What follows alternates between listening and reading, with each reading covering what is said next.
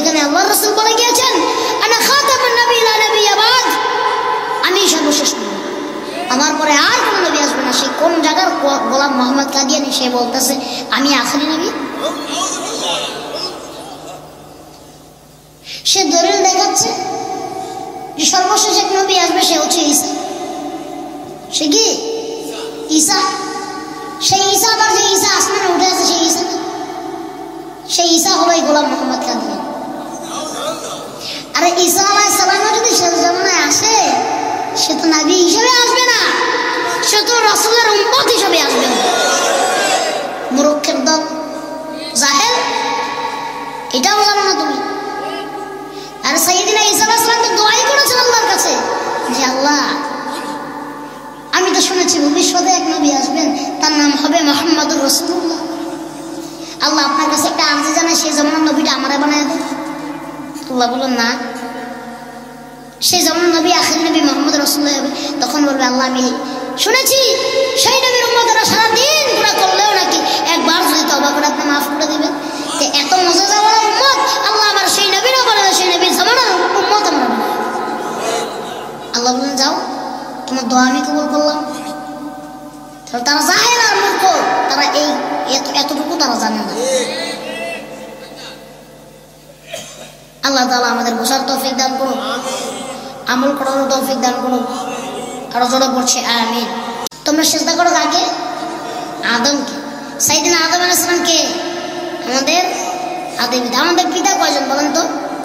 মাশাআল্লাহ, এদিকে বলছেন ভাইয়ের নাম কি? মোহাম্মদ আলী। বাহ, কত সুন্দর কথা বলেছেন। আমাদের পিতা কয়জন? 3 জন। সর্বপ্রথম হচ্ছে আমাদের আদি পিতা সাইয়েদিনা আদম আলাইহিস সালাম, যার থেকে সব মানুষ সৃষ্টি হয়েছে, ঠিক না? তারপরে আমাদের জাতির পিতা ইব্রাহিম খলিলুল্লাহ। আমাদের জাতির পিতা কে?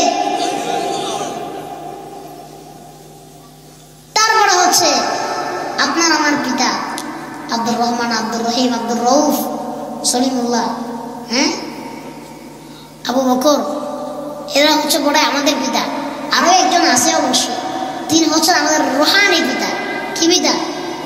রুহানি পিতা হযরত মুহাম্মদুর রাসূলুল্লাহ সাল্লাল্লাহু আলাইহি ওয়াসাল্লাম। মোট 3 জন আমাদের পিতা মূলত, ঠিক কিনা? তা আল্লাহ তাআলা আদম আলাইহিস সালামকে কিন্তু খুব মায়া মহব্বত করে বানাইছেন।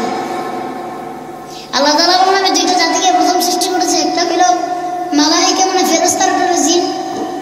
2টা জাতিকে সৃষ্টি করেছি, তারপরে আমি আদম জাতিকে সৃষ্টি করেছি। ওই সময় ফেরেশতারা জিনেরা আল্লাহকে বললেন আল্লাহ আমরা তো আপনার সব হুকুম মানি, একটা হুকুম অমান্য করি না। আপনার ইবাদতের জন্য সারা জীবন আমরা ইবাদত করব, আদম বানানোর আপনার দরকার কি? বলে আমি আদমকেও বানায় দেখি, সে আদম জাতি আমাকে আমার ইবাদত করে কিনা। আল্লাহ তাআলা আদম আলাইহিস সালামকে বানাইলেন খুব মায়া মহব্বত করে। তারপরে সবাইকে হুকুম করলেন তিসজুদুলি আদম, ফেরেশতাদেরকে হুকুম করলেন তোমরা সিজদা দাও আদমকে। সবাই সিজদা দিলেন। ফাসাজাদু ইল্লা ইবলিস, একজন সিজদা করলেন না, তার নাম কি? ইবলিস। আল্লাহ বললেন আমার হুকুম তুমি অমান্য করলা। বলে আল্লাহ আমারে আপনি কি দিয়ে বানাইছেন? তোমার আমি আগুন দিয়ে বানাইছি। আদমরে কি দিয়া বানাইছেন? মাটি দিয়া। আল্লাহ মাটি হলো নিম্নমুখী, আগুন হলো ঊর্ধ্বমুখী। আগুন কোন দিকে উঠে? উপর দিয়ে মাটি। এবার বললো আল্লাহ আমি তারে কেমনে সিজদা করি, আমার দাম তো বেশি। আল্লাহ বলে আরে তুমি কি করলা? আমার হুকুম অমান্য করলা, যাও তোমার সব আমল শেষ। তোমার আজকে থেকে আমি আমার রহমত থেকে বঞ্চিত করে দিলাম। আবা ওয়াস্তাকবারু ওয়া কানা মিনাল কাফিরিন, আজকে থেকে তুমি ওই কাফেরদের দলে তোমাকে আমি অন্তর্ভুক্ত করে দিলাম। এবার তো শয়তান পুরো ভাঙেই পড়ছে, ইবলিস পুরো ভাঙেই পড়ছে, হতাশ হয়ে গেছে। বলতেছে আল্লাহ আমারে আপনি দাঁড়ায় দিলেন আপনার রহমত থেকে, কার জন্য? ওই আদমের জন্য আমার সব আমল শেষ। আল্লাহ বলল হ্যাঁ ওই আদমকে তুমি সিজদা করো নাই, তোমার সব আমল শেষ, তোমার আমি দাঁড়ায় দিচ্ছি। বলে আল্লাহ আপনি আবার 3টা পারমিশন দেন, আমি এই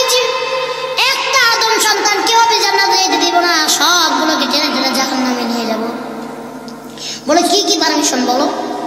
কয় আল্লাহ এক নম্বরে আমারে পারমিশন দেন, আগে আমারে বলেন আদম সন্তান বাঁচবে কোন পর্যন্ত? আল্লাহ বলেন আদম সন্তান বাঁচবে কিয়ামত পর্যন্ত। কেউ আসবে, কেউ যাবে, কিছু আসার ভিতরে যাওয়ার ভিতরে থাকবে। বললো আল্লাহ আমার হায়াতটা আপনি কিয়ামত পর্যন্ত বাড়িয়ে দেন। হায়াত দেওয়া মালিককে। আল্লাহ বলে যাও তোমার হায়াত, তোমার প্রথম যেই চাহিদা সেই চাহিদা আমি পূরণ করলাম, তোমার পারমিশন আমি গ্রান্টেড করলাম, কিয়ামত পর্যন্ত আমি আল্লাহ তাআলা তোমার হায়াত বাড়িয়ে দিলাম। এইবার 2 নম্বরে বলতেছে আল্লাহ এখন আমি যে আদমের মাঝে, আদম সন্তানদের মাঝে ঝামেলা লাগাবো, ভাইয়ের সাথে ভাইয়ের ঝামেলা লাগাই দিব। মানুষকে নামাজে যাইতে চাইবে, আমি বলবো নামাজে যাও না, জুয়া খেলতে যাও। মানুষ নামাজে যেতে চাইবে, আমি বলবো নামাজে যাও না, নেশা করতে যাও। ঠিক না? মানুষকে নামাজ থেকে আটকায় দিব, মানুষকে ইবাদত থেকে আটকায় দিব। তাহলে ওই মানুষগুলো যদি আমাকে একবার দেখতে পায়, তাহলে আমার পিঠের হাড্ডি একটাও থাকবে না। আমি তো মাইরা আমার পিঠের হাড্ডি কুটি গুঁড়া করে ফেলবে। আল্লাহ আমারে আপনি অদৃশ্য করে দেন। কি করেন? অদৃশ্য। এবার সত্যি করে বলেন তো, শয়তানরা যদি চোখের সামনে পাইতেন কি করতেন? হ্যাঁ কি করতেন? জোরে বলেন। ঘিরে ঘিরে মারতেন, হাড়গুলো করে ফেলতেন। সত্যি তো ওরা তো সামনে পেলে হাড়গুলো করার দরকার, ঠিক কিনা? এই মানুষকে ধোঁকা দিয়ে যাচ্ছে, মানুষগুলোকে আল্লাহর পক্ষ থেকে বিপক্ষে নিয়ে যাচ্ছে, ঠিক কিনা? ওই শয়তান বাংলাদেশেও কিছু আছে, যশোরও কিছু আছে, আছে। আল্লাহ বলল ঠিক আছে যাও, তোমার আমি অদৃশ্য করে দিলাম, এটাও কবুল করে দিলাম। 3 নম্বরে আল্লাহ বললেন আল্লাহ আমি তো একলা, এতগুলা মানুষকে ধোঁকা দেওয়া আমার পক্ষে তো একলা সম্ভব হবে না। দুনিয়াতে আমার কিছু কর্মী থাকবে, আমার কিছু ওয়ার্কার থাকবে। কারণ আপনি যদি রাগ হয়ে যান, রাগ হইয়া আমার সমস্ত কর্মীদের রিজিক যদি আপনি বন্ধ করে দেন, তাহলে তারা কিভাবে আমার কাজ করবে? বুদ্ধি কত দেখছেন?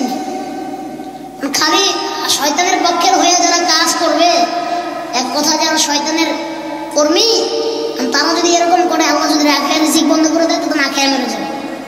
বললো আল্লাহ আমার কর্মীদের রিজিক আপনি বন্ধ করবেন। আল্লাহ বললেন যাও, তোমার কর্মীদের রিজিকও আমি দিয়ে দিলাম। এজন্যই দেখবেন কিছু মানুষ আছে সমাজে শয়তান, শয়তানের কর্মী। অনেকে কয় এত জুলুম করে, এত অত্যাচার করে, এত ভাবে খারাপ কাজ করে, আল্লাহ এদের খাওয়ান কমিয়ে দেয় নাকি? আল্লাহ কমাবে না তো, তাহলে শয়তানের খাওয়ান আল্লাহ বন্ধ করবে। দরকার ঠিক কিনা? এই সমাজে এরকম কিছু শয়তান আছে, এই শয়তানদেরকে সমাজ থেকে দূর করতে হবে। এর ভিতরে এক শয়তানের নাম হইল কাদিয়ানি। যারা বলেন এক শয়তানের নাম কি? কাদিয়ানি। এক বাক্যে বাংলাদেশের মানুষ আমি যশোরের ময়দান থেকে ঘোষণা দিয়ে যেতে চাই, কাদিয়ানিরা কাফের। যারা বলেন ঠিক কিনা? গোলাম মোহাম্মদ কাদিয়ানি, গোলাম মোহাম্মদ কাদিয়ানি, কাদিয়ানি রাস্তা না, কাদিয়ানি রাস্তা না, কাদিয়ানি রাস্তা না। গোলাম মোহাম্মদ কাদিয়ানি, গোলাম মোহাম্মদ কাদিয়ানি। এই কাদিয়ানিদেরকে কাফের ঘোষণা করে দিল। আখেরি নবীর জামানায় যারা নিজেকে নবী হিসেবে দাবি করে, যেখানে আল্লাহর রাসূল বলে গিয়েছেন আনা খাতামুন নবী লা নবিয়্যা বাদ, আমি সর্বশেষ নবী, আমার পরে আর কোন নবী আসবে না। সে কোন জায়গার গোলাম মোহাম্মদ কাদিয়ানি, সে বলতেছে আমি আখেরি নবী। সে দলিল দেখাচ্ছে যে সর্বশেষ এক নবী আসবে, সে হচ্ছে ঈসা। সে কি? ঈসা। সেই ঈসা আবার যে ঈসা আসমানে উঠে আছে, সেই ঈসা না, সেই ঈসা হলো এই গোলাম মোহাম্মদ কাদিয়ানি। আরে ঈসা আলাইহিস সালামও যদি শেষ জামানায় আসে, সে তো নবী হিসেবে আসবে না, সে তো রাসূলের উম্মত হিসেবে আসবে। মূর্খের দল, জাহেল, এটাও জানো না তুমি? আর সাইয়েদিনা ঈসা আলাইহিস সালাম তো দোয়াই করেছেন আল্লাহর কাছে যে আল্লাহ, আমি তো শুনেছি ভবিষ্যতে এক নবী আসবেন, তার নাম হবে মুহাম্মদুর রাসূলুল্লাহ। আল্লাহ আপনার কাছে একটা আরজি জানাই, সেই জমানার নবীটা আমারে বানায় দেন।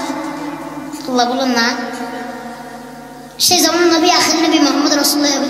তখন বলবে আল্লাহ আমি শুনেছি সেই নবীর উম্মতরা সারাদিন গুনাহ করলেও নাকি একবার যদি তওবা করে আপনি মাফ করে দিবেন। এত মুজিজাওয়ালা উম্মত আল্লাহ আমার সেই নবীরও বলে না, সেই নবীর জমানার উম্মত আমার বানায়। আল্লাহ বললেন যাও, তোমার দোয়া আমি কবুল করলাম। তারা জাহেল আর মূর্খ, তারা এই এতটুকু তারা জানে না। আল্লাহ তাআলা আমাদের বোঝার তৌফিক দান করুন, আমল করার তৌফিক দান করুন। আরো জোরে পড়ছি আমিন, আরো জোরে পড়ছি আমিন। আর আলেমদের দেখলে তাদের শরীরে চুলকানি ওঠে। হ্যাঁ, হুজুরকে দেখলে শরীরে চুলকানি ওঠে। তারা তখন খুব খুশিতে অনেক, শুধু কাদিয়ানীদের কথা বলছি না, আলেম ওলামার শত্রুরা, এই আলেম ওলামারা নিজেরাই আমাদের শত্রু, আমরা নিজেরাই অনেকে খুশি হইতেছে। বেশি কথা কইছো না, জেলে নিয়ে বসছে এবার তোমার। খুশি হচ্ছেন আপনি? অনেকে খুশি হচ্ছে, ওই যে হক কথা কইছিল ওইটারও জেলে বসছে, ঠিক কিনা? কি বুঝলেন? নবীরা জেল খাটে নাই না, নবীরা মনে জেল খাটে নাই। প্রত্যেকটা নবী জেল খেটেছেন, সাহাবীরা জেল খেটেছেন, ইমামরা জেল খেটেছেন। আরে এটা তো এমন ইমান যেটা জেল খাটার পরে মজবুত হয়। আমার মাঝে মাঝে খুব কষ্ট লাগে আমাদের আলেমদের জন্য। আজকে যদি তারা থাকতেন বাইরে, এখানে বসে কথা বলতেন, দোয়া করেন আল্লাহ তাআলা সমস্ত মজলুম আলেমদের মুক্তির ব্যবস্থা করে দেন। এই হুজুরদেরকে আপনারা কটূক্তি করেন না। হুজুর দেখলে শুনে চুলকানি উঠে, এই হুজুর ছাড়া তো পড়া এবার আপনাদের উপায় হয় না, উপায় হয়নি। এই মোল্লা রে ছাড়া তোকে কবর দেবে না, এই মোল্লা রে ছাড়া তোকে দাফন দেবে না, এই মোল্লা ছাড়া তোর জানাজা কেউ পড়বে না, ঠিক না? আমার ঠিক না? এই মোল্লা ছাড়া তোর জানাজা কেউ পড়বে না, এই মোল্লা রে ছাড়া তোকে কবর দেবে না, এই মোল্লা রে ছাড়া তোকে দাফন দেবে না, এই মোল্লা রে ছাড়া তোকে কবর দেবে না, এই মোল্লা রে ছাড়া তোকে দাফন দেবে না, এই মোল্লা ছাড়া তোর জানাজা কেউ পড়াবে না, এই মোল্লা রে ছাড়া তোকে কবর দেবে না। সারা জীবন করলি রে তুই যেই মোল্লা রে ঘৃণা, সেই মোল্লা রে লাগবে পরে একবার ভাবলি না। আর সারা জীবন করলি রে তুই যেই মোল্লা রে ঘৃণা, সেই মোল্লা রে লাগবে পরে একবার ভাবলি না। এই মোল্লা না থাকিলে তোর মার বিয়া হইতো না, এই মোল্লা না থাকিলে তোর মার বিয়া হইতো না, এই মোল্লা রে ছাড়া তোকে কবর দেবে না, এই মোল্লা রে ছাড়া তোকে দাফন দেবে না, এই মোল্লা ছাড়া তোর জানাজা কেউ পড়বে না, এই মোল্লা ছাড়া তোর জানাজা কেউ পড়াবে না, এই মোল্লা রে ছাড়া তোকে কবর দেবে না। তোর মা বাবা যখন যাবে এই দুনিয়া ছেড়ে, তখন ঠিকই আসতে হবে এই মোল্লারই দ্বারে। তোর মা বাবা যখন যাবে এই দুনিয়া ছেড়ে, তখন ঠিকই আসতে হবে এই মোল্লাদের দ্বারে। ওরা ঠেকাই পড়লে মোল্লা চিনে নইলে চিনে না, ওরা ঠেকাই পড়লে মোল্লা চিনে নইলে চিনে না, এই মোল্লা রে ছাড়া তোকে কবর দেবে না, এই মোল্লা রে ছাড়া তোকে দাফন দেবে না, এই মোল্লা ছাড়া তোর জানাজা কেউ পড়াবে না, এই মোল্লা ছাড়া তোর জানাজা কেউ পড়বে না, এই মোল্লা রে ছাড়া তোকে কবর দেবে না। পানি আসে কিন্তু আরো জোরে পড়ি মারহাবা। পানিও নাই।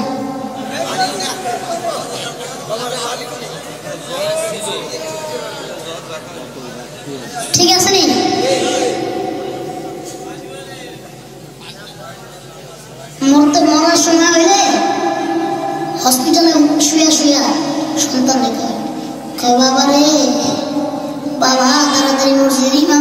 খবর দেয়, আব্বা আপনি মরার অবস্থায় ইমাম সাহেব দিয়ে কি করবেন?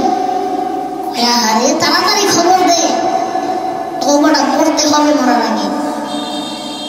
তখন ইমাম সাহেব নাকি, ঠিক না? একটা সন্তান হয়েছে, কানে আজান দেওয়া লাগবো, তাড়াতাড়ি হুজুর খবর দে, কানে আজান দেব, ঠিক না? কানে আজান দেওয়ার জন্য হুজুর দরকার পড়ে।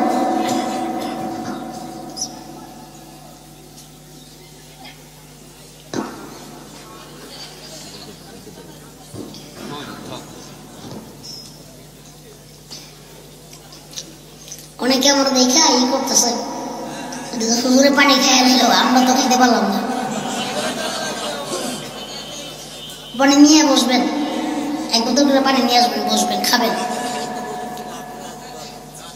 আবার বাদাম লয় না, বই বাদাম খাইবেন হেনে, ঠিক না? আজকে মোল্লারা হক কথা বলা বিদায়, সে হুজুর হইতে পারে অন্য কোনো, সে হুজুর হইতে পারে অন্য কোনো তরিকা, কিন্তু সেও একজন হুজুর। সে হুজুর আপনারা জিব্বা কেটে দেবেন।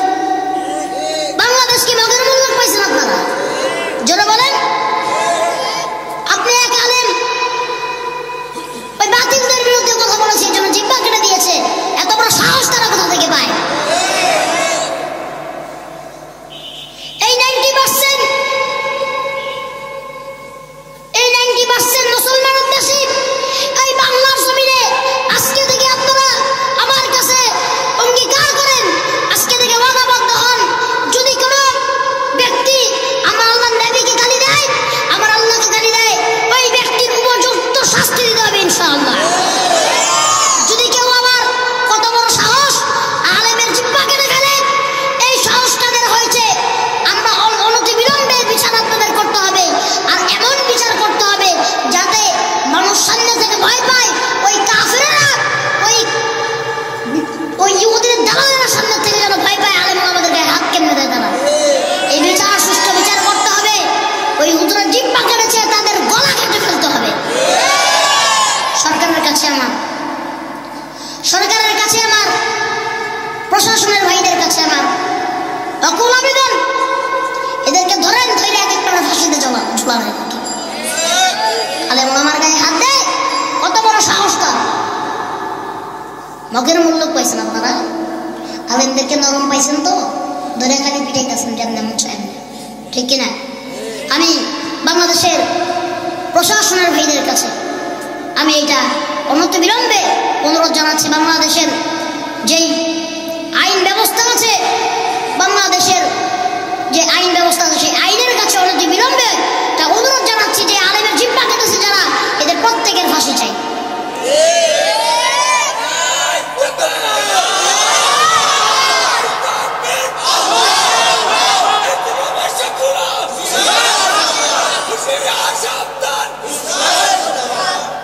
এরা মনে করেছে আলেমের জিহ্বা কেটে আজকে আলেমদের মুখ বন্ধ করে দেবে, এরা মনে হচ্ছে আজকে আলেমের হাত কেটে আলেমের মুখ বন্ধ করে দিবে। এরা মনে করেছে আজকে আলেমদেরকে আটকে রাখলে আলেমদের মুখ বন্ধ করে দেবে, কখনো না। আরে আপনারা জানেন না, এই আলেমরা তো ওই নবীর সৈনিক, এই আলেমরা তো ওই সাহাবাদের সৈনিক, যে সাহাবারা জীবন দিয়ে দিয়েছে, ইসলাম দিয়ে দেয় না, যে সাহাবারা সব কিছু বিলিয়ে দিয়েছে, ইমান বিক্রি করে দেয়নি। এই আলেমরা তো তাদেরই উত্তরসূরি, জোরে বলেন ঠিক কিনা? আপনাদের কাছে অনুরোধ, এই ঘৃণিত কর্মকাণ্ড এই সমাজে যেন আর কোনো লোক ঘটাইতে না পারে, এদিকে আপনাদের সোচ্চার থাকতে হবে। আল্লাহ তাআলা আমাদের বুঝার এবং আমল করার তৌফিক দান করুক। সকলে পড়ছি আমিন। আরো জোরে পড়ে নিচ্ছি আমিন। যেহেতু 12টা বেজে গেছে, আর দীর্ঘই পড়া যাবে না, রাত্র অনেক হয়ে গেছে, ঠিক কিনা? এরপরে আবার আমলের সময় মানুষের, এখন এই না করাই ভালো, আর দীর্ঘ না করাই ভালো। সামনে রমজান আসতেছে, হ্যাঁ, আর কয়দিন? আজকে তো 10 তারিখ শেষ হয়ে গেল, 11 তারিখ শুরু, বেশি গেল 10 দিন, ঠিক না? একটি বছর পরে এলো রমজান, রহমত নাজাদের নিয়ে আহ্বান, ঠিক না?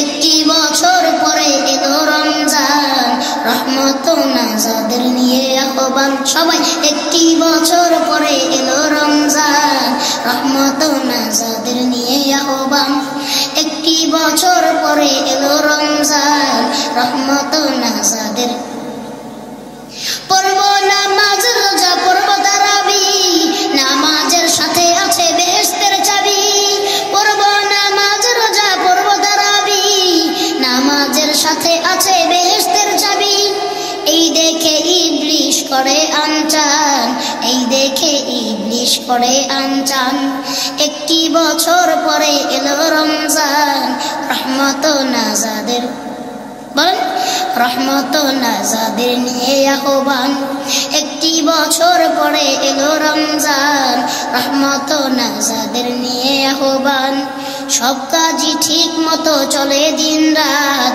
নামাজ রোজার বেলা যত অজুহাত সব কাজই ঠিক মতো চলে দিন রাত নামাজ রোজার বেলা যত অজুহাত সব কাজই ঠিক মতো চলে দিন রাত নামাজ রোজার বেলা যত অজুহাত যখনই দাঁড়াই আমি যাই নামাজে মনে আসে কথা আজে বাজে যখনই দাঁড়াই আমি যাই নামাজে মনে আসে কথা আজে বাজে মন থেকে দূর হোক সব শয়তান মন থেকে দূর হোক সব শয়তান একটি বছর পরে এলো রমজান রহমত ও নাজাদের নিয়ে আহ্বান একটি বছর পরে এলো রমজান রহমত ও নাজাদের নিয়ে আহ্বান রোজা যেহেতু চলেই আসতেছে আল্লাহর কাছে বেশি বেশি দোয়া করবেন রোজার মাসে আল্লাহ তাআলা রোজা পর্যন্ত আমাদের হায়াত বৃদ্ধি করে দেন সকল আল্লাহুম্মা বারিক লানা ফি রজব ওয়া শাবান ওয়া বাল্লিগনা রমাদান আল্লাহুম্মা বারিক লানা ফি রজব ওয়া শাবান ওয়া বাল্লিগনা রমাদান এই দোয়াটা বেশি বেশি বলবেন রোজা চলে আসছে তো ঠিক না আল্লাহ তাআলা রোজা পর্যন্ত আবার হায়াত বৃদ্ধি করে দেন রোজাগুলিও রাখার তৌফিক দান করে দেন এবং রোজার মাসে বেশি বেশি আমল করার তৌফিক দান করে দেন আল্লাহ তাআলা আমাদের সকলকে কবুল ও মঞ্জুর করে নেন যেহেতু 12টা বেজেছে এখন আর দীর্ঘায়ী করবো না আপনাদের কাছে আগে দোয়া চেয়ে নিচ্ছি আমি অধম আমার জন্য দোয়া করবেন আল্লাহ তাআলা যেন আমাকে বড় আলেম বানিয়ে দেন ইনশাআল্লাহ আপনাদের জন্য দোয়া করবো সারা দেশে কথা বলা লাগতেছে আল্লাহ তাআলা বলাচ্ছেন দেশের বাহিরেও কথা বলেছি অনেকগুলো দেশে আল্লাহ নিয়েছেন তো আপনাদের কাছে তো দোয়া চাচ্ছি আমার আব্বা আমার আম্মার জন্য আমার আব্বা আম্মাকে আল্লাহ তাআলা ভালো রাখেন সবসময় দোয়া করবেন আমার আব্বা আম্মার জন্য আমি আপনাদের জন্য দোয়া করি বিশেষ করে যারা মুরব্বিয়ান নিজাম আছেন অসুস্থ তাদের জন্য দোয়া করবেন তারা যেন সুস্থ হয়ে যায় যাদের ছোট ছোট সন্তান পড়াশোনা করছে মাদ্রাসায় স্কুলে কলেজে যেখানেই পড়ছে না কেন আল্লাহ যেন জিহান মেধা বাড়ায় দেন আল্লাহ যেন এলেম বাড়ায় দেন এলেম শক্তি বাড়ায় দেন জিহান শক্তি বাড়ায় দেন এলেম বেশি বেশি করে এলেম আদায় করার তৌফিক দান করেন সে দোয়া করবেন সবসময় বেশি এই যে আমাদের মাদ্রাসার মাধ্যমে কি খেদমাতুল কোরআন এই মাদ্রাসায় নিজের সন্তানকে পাঠাবেন ইনশাআল্লাহ সামনে রমজান মাস তো ভর্তি শুরু হবে আবার এই মাদ্রাসাটা দাঁড়া হয়েছে এই হুসাইন ভাই কোথায় মাওলানা হুসাইন সাহেব ডাক দেন জলদি মাদ্রাসাটা মনে হয় স্টার্ট হচ্ছে কত মাস 2-3 মাস হয়েছে এই 3 মাসের ভিতরে মাশাআল্লাহ এত বড় একটা মাহফিল তারা করে ফেলেছে আমি যখন এসে বিশ্রাম নিচ্ছিলাম তখন আমার কাছে এসে মাদ্রাসার কর্তৃপক্ষ বলছিলেন যে হুজুর 3 মাস হয়েছে স্টার্ট হয়েছে মাশাআল্লাহ 50 জন ভর্তি হয়ে গেছে আলহামদুলিল্লাহ 50 জন ছাত্র মাদ্রাসার আছে আলহামদুলিল্লাহ তো এই মাদ্রাসা যেহেতু রমজান আসতেছে সামনে